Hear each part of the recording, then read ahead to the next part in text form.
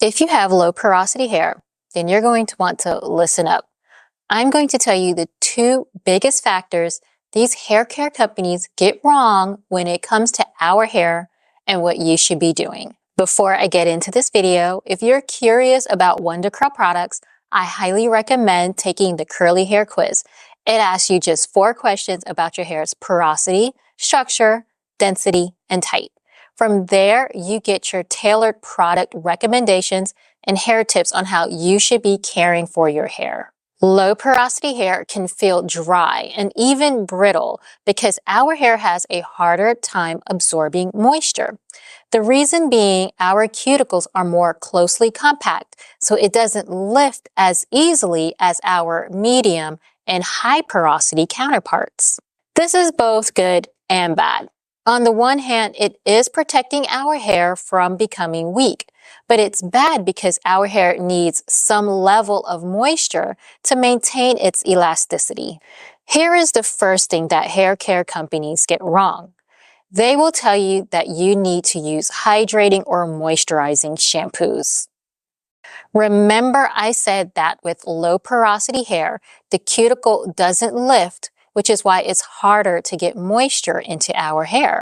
Another thing to keep in mind is that low porosity hair also holds on to oils more easily, which makes it more prone to product buildup, and that only exacerbates the problem. Shampoos that are marketed as hydrating, moisturizing, low-poo, or gentle are 1, not going to clean the hair well, and 2, it's not going to help the cuticles to lift. I remember the last time I tried using a hydrating shampoo on my hair. I knew what the outcome would be, but used it anyway. My hair felt heavy and gummy. It got tangled easily, and it just didn't feel good. I got my detoxifying shampoo bar out and gave myself 2 good shampoos. Why did this happen? These types of shampoos do not have enough cleansing agents in them to remove the oils and dirt from our hair.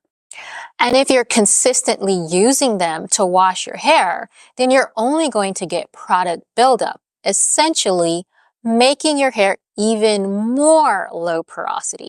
You want to look for cleansers that have sulfates or a good sulfate alternative in them.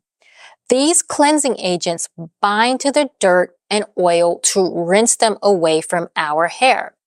And it also helps the cuticle to lift so we can finally get that moisture our hair craves. I once had a customer tell me that her hair felt dry after using my detoxifying shampoo bar. I told her, well, yeah, it's supposed to.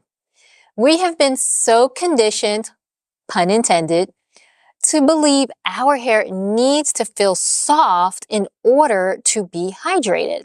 And while that is sort of true, we have to first start on a good foundation. And then I asked her if she followed up with a conditioner and how her hair felt after she styled it. She said that she noticed her curls were plumper and lasted longer. Which brings me to the second factor these hair care companies get wrong, convincing you that you need heavy conditioners and you should be deep conditioning your hair weekly.